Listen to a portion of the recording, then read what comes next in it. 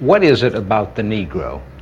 I mean, every other group that came as an immigrant somehow, not easily, but somehow got around it. Is it just the fact that Negroes are black? White America must see that no other ethnic group has been a slave on American soil.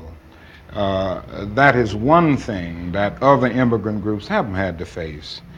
The other thing is that the color became a stigma. American society made the Negro's color a stigma. America freed the slaves in 1863 through the Emancipation Proclamation of Abraham Lincoln, but gave the slaves no land or nothing in reality, and as a matter of fact, to get started on. At the same time, America was giving away millions of acres of land in the West and the Midwest, which meant that there was a willingness to give the white peasants from Europe an economic base.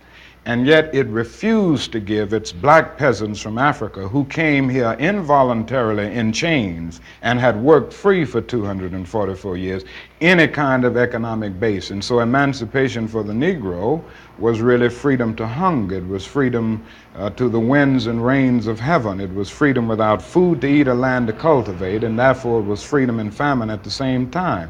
And when white Americans tell the Negro to lift himself by his own bootstraps, they don't look over the legacy of slavery and segregation. I believe we ought to do all we can and seek to lift ourselves by our own bootstraps, but it's a cruel jest to say to a bootless man that he ought to lift himself by his own bootstraps. And many Negroes, by the thousands and millions, have been left bootless as a result of all of these years of oppression and as a result of a society that deliberately made his color a stigma and something worthless and degrading.